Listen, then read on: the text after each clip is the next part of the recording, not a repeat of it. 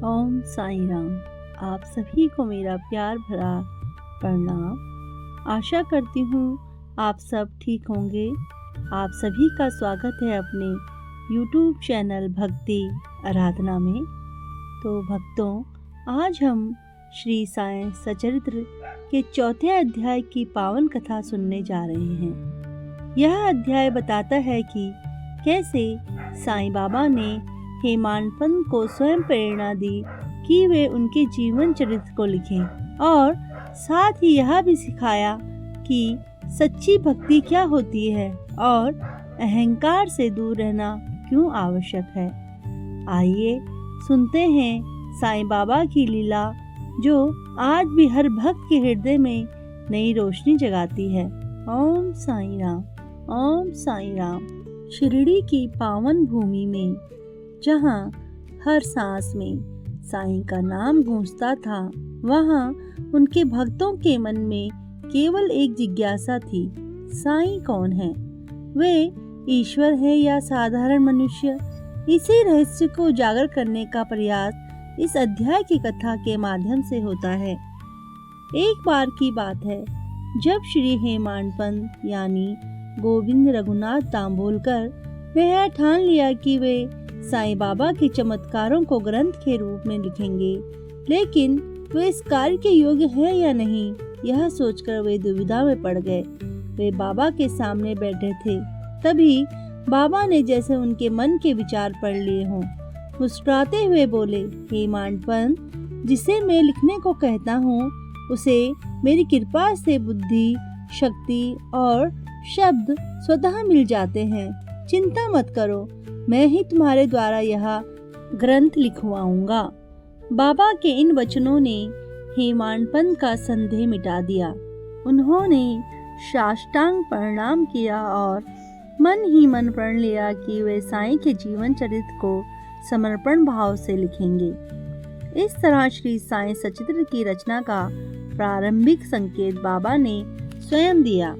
शिरडी आने वाला हर व्यक्ति यही सोचता था कि साईं कोई महात्मा है, लेकिन कुछ को लगता कि वे अवतारी पुरुष हैं। बाबा के आचरण में इतनी सरलता थी कि वे किसी के भी मन में गर्व या भय उत्पन्न नहीं करते थे। उनका रहन सहन एक फकीर जैसा था। कफनी ओढ़े, सिर पर कपड़ा बांधे, हाथ में टीन का डब्बा लिए और मसनवी चूल्हे के पास बैठकर भिक्षा से मिली वस्तुओं से अन्न पकाते। किंतु उनके आचरण से जीवन के भीतर दिव्यता की गहराई छिपी थी।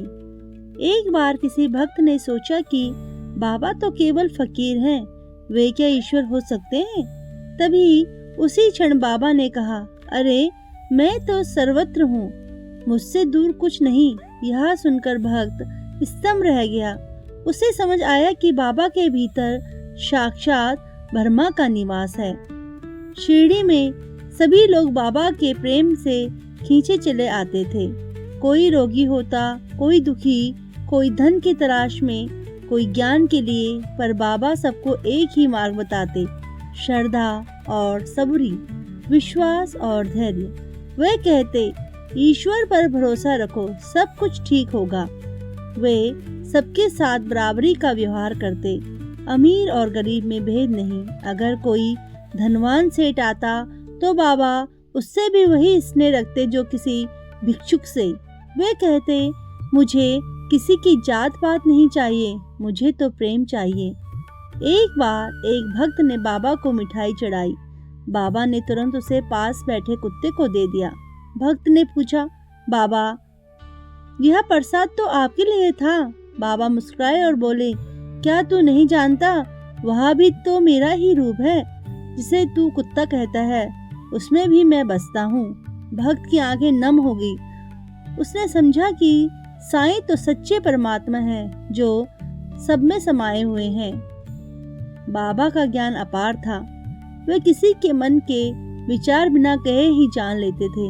एक बार एक ब्राह्मण भक्त ने सोचा कि वह बाबा को अपनी भक्ति की परीक्षा देगा। उसने मन में ठान लिया कि बाबा से बिना बोले वे यह देखेंगे कि बाबा उनके मन की बात जानते हैं या नहीं। जब वे द्वारिका माई पहुँचे, बाबा बोले, अरे भाई, तू मन में क्या सोच रहा है? सब कुछ तो मुझे मालूम है, मैं तेरे मन के भीतर भी हूँ। ब्राह्मण के होश उड़ गए। उसे एहसास हुआ कि बाबा कोई साधारण मनुष्य नहीं है, वे सर्वज्ञ हैं। बाबा की लीला भक्तों के साथ। एक दिन कोई व्यक्ति शिरडी आया। उसके मन में संशय था कि बाबा सच्चे संत हैं या नहीं। उसने सोचा कि यदि बाबा सच्चे संत हैं तो वे मेरे घर के बारे में बताएंगे। जब वह बाबा के पास पहुंचा, बाबा ने कहा, तू तो कल अपने घर के पास वाले पीपल के पेड़ के नीचे बैठा सोच रहा था कि शिरडी जाऊं या नहीं। अब आया है तो मत सोच, यहाँ आना तेरा सौभाग्य था। वह व्यक्ति दंग रह गया। बाबा ने वही बात कही जो उसने घर पर सोची थी। उसके संदेह मिट गए और वह बाबा का भक्त बन गया। बाबा का कहना था कि जो कुछ होता है वह सब ईश्वर की इच्छा से होता है। वे कहते, जिसका भाग्य में जो लिखा होता है वही मिलेगा, पर अगर श्रद्धा और सब्र रहेगा तो मैं उसका भाग्य भी बदल सकता हूँ। वे किसी को धर्म जाति के आधार पर नहीं आंकते थे। जो उनके पास सच्चे दिल से आता उसे अपनी कृपा से पवित्र कर देते। उनका हर वचन, हर हंसी एक उपदेश थी। वे कहते, बोलने से पहले सोचो, देने से पहले मापो और किसी को दुख ना दो। जो दूसरों को दुख देता है वह स्वयं दुखी होता है। हेमाड पंत की शिक्षा। इस अध्याय का सबसे गूढ़ भाग तब आता है जब बाबा हेमाड पंत को जीवन का सार समझाते हैं। बाबा ने उन्हें एक कथा के माध्यम से बताया कि दूसरों की निंदा करना सबसे बड़ा पाप है। उन्होंने कहा, जब हम किसी की बुराई करते हैं तो हमारा मन अपवित्र होता है। यदि हम चुप रहें और ईश्वर का नाम लें तो हमारा मन निर्मल रहता है। हेमाड पंत ने इसे हृदय से स्वीकार किया और यही बात बाद में उन्होंने साईं सचित्र में विस्तार से लिखी। ओम साईं राम। अध्याय का सार। इस प्रकार चौथा अध्याय बताता है कि साईं बाबा ने हेमाड पंत को साईं सचित्र लिखने की प्रेरणा दी और उन्हें यह समझाया कि लेखन या भक्ति में अहंकार नहीं होना चाहिए। साईं बाबा ने अपने आचरण से यह सिद्ध किया कि वे सर्वज्ञ, सर्वव्यापी और करुणामय हैं। वे सभी जीवों में एक समान रूप से वास करते हैं। इस अध्याय में यह संदेश भी मिलता है कि जो साईं की शरण में आता है उसका कल्याण निश्चय है। वे कहते हैं, मुझ में विश्वास रखो, मैं तुम्हें कभी गिरने नहीं दूंगा। अंतिम भाव। जब यह अध्याय समाप्त होता है तब पाठक के मन में केवल एक ही भावना रहती है, साईं सर्वत्र हैं। वे केवल शिरडी की मिट्टी में नहीं बल्कि हर उस हृदय में है जहाँ प्रेम और भक्ति है।